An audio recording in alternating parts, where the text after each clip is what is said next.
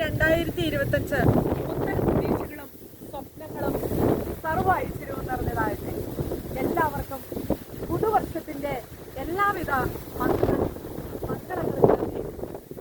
അതോടൊപ്പം തന്നെ എനിക്ക് നിങ്ങളോട് പറയാനുള്ളത്, ദുഃഖം എന്ന് പറയുന്നത് പല രീതിയിൽ നമ്മളെ ആ നിമിഷങ്ങളെല്ലാം പ്രതീക്ഷ കൈവിടാതെ ദൈവത്തിൽ പ്രത്യാശ വയ്ക്കുക.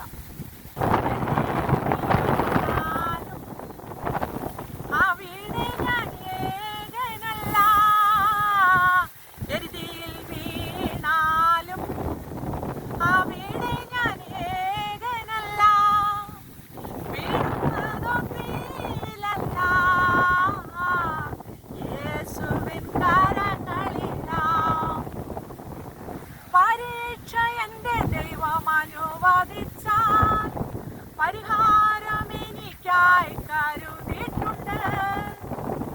എന്തിനെന്ന് ചോദിക്കില്ല ഞാൻ, എന്റെ നന്മയ്ക്കാണെന്നറിയുന്നു ഞാൻ. ദൈവത്തിൽ പ്രത്യാശ വയ്ക്കുന്ന ഒരു വ്യക്തി ഒരിക്കലും തളർന്നു പോകാൻ ദൈവം അനുവദിക്കില്ല.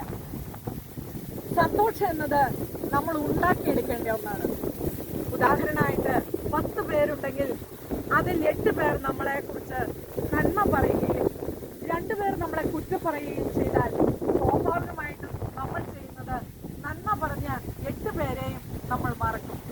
തിന്മ പറഞ്ഞ് 2 പേരെ ഓർത്ത് വേദനിച്ചുകൊണ്ടേയിരിക്കും. എന്നാൽ ഈ 2025 നമുക്ക് നന്മ പറഞ്ഞ 8 പേരെ കുറിച്ച് സന്തോഷിക്കാം. കുറ്റം പറഞ്ഞവരെ മറക്കാം. അവർ നമ്മുടെ സന്തോഷം കെട്ടിക്കൊണ്ടേയിരിക്കും.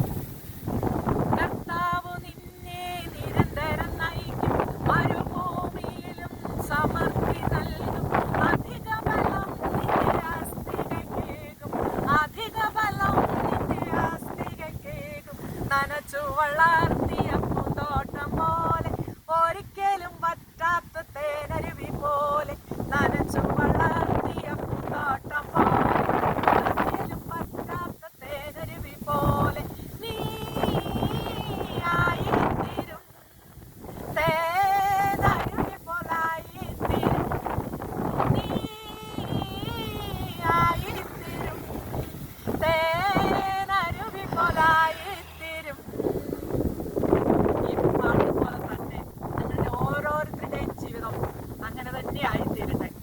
ഞാനും പ്രാർത്ഥിക്കുന്നു. പിന്നെ ഇന്നത്തെ എൻ്റെ ഈ വീഡിയോയിൽ എൻ്റെ മൈക്കിൻ്റെ ചാർജ് തീർന്നു പോയായിരുന്നു. അതുകൊണ്ട് മൈക്കില്ലാതെയാണ് ഈ വീഡിയോ പിടിച്ചത്. ഞാൻ ഈ വീഡിയോ പിടിച്ച സ്ഥലത്ത് നല്ല കാറ്റാണ്. അപ്പോൾ ഒരല്പം പതർച്ച ഉണ്ടായിട്ടുണ്ട്. അത് നിങ്ങൾ ക്ഷമിക്കണം. അടുത്തൊരു വീഡിയോയുമായിട്ട്